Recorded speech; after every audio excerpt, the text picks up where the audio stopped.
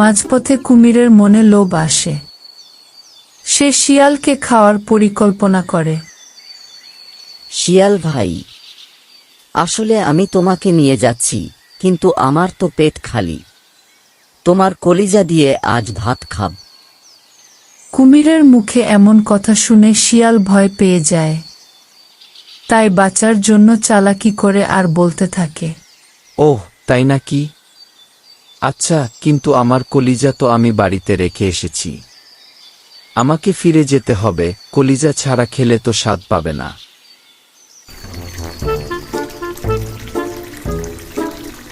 কুমির বোকা বনে শিয়ালকে আবার তীরে ফিরিয়ে আনে। শিয়াল নামতেই দৌড় দিয়ে জঙ্গলে চলে যায়।